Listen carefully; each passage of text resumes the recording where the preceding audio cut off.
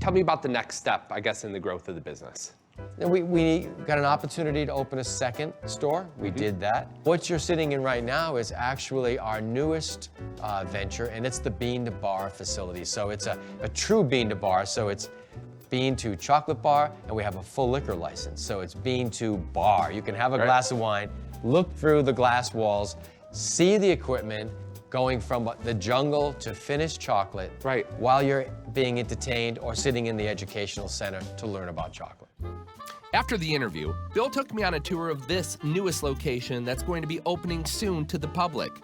It has a large floor-to-ceiling glass wall exposing the entire chocolate-making process. Bill and I walked around the brand new shiny equipment, and he explained to me in detail how a cacao bean turns into the delicious chocolate that we all know and love. It's fascinating to see the process, and I'm sure Bean to Bar is going to be a huge success. You take it literally from the raw cacao. Yes. And turn it into chocolate. Correct. We go from a bean to nibs, we mill it, we conch it, and then from conching we go to aging. So it's like a microbrewery for beer, only chocolate. Is that essentially going to be the future, right here, what you're doing? I think so. There's only about 183 of us in the world that do this. And in the United States, I could stand corrected, but I'd say we're probably the only one that has the educational facility, the Bean to Bar manufacturing, the liquor license, and then the retail space, all under one roof.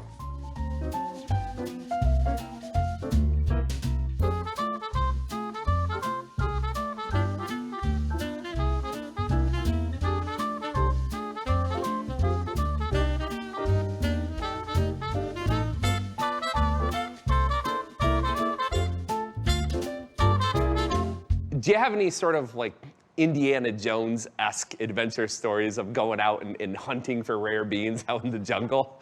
We have Fortunato number 4, which is Don Fortunato's farm in Peru in the Marañón Valley, which is kind of hidden. A rare bean was discovered there, and it was genetically confirmed by the USDA that this was an heirloom chocolate. I happen to know the individual and his son who found it, and they invited us to go with them to meet Don and his family in the jungle.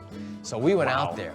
We flew into Lima, and then from there we went to this river where I had like a 10-year-old kid taking me across in a dugout canoe, and it was raging water, and I thought for sure we were gonna get sucked away.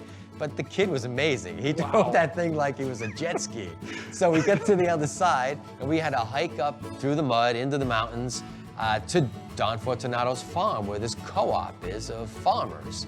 And it was amazing. Then we found out there was going to be a filming happening a couple of weeks after we were leaving, and it was Anthony Bourdain. And then they filmed it all, and it's a great episode. You could probably go check it out. And it was really special to know that we'd got there first. And that's what it's all about. So I think the takeaway for the viewers is if you want a crazy life of adventure, get into chocolate, man. That's what you gotta do. Chocolate is a really sweet place to be, okay?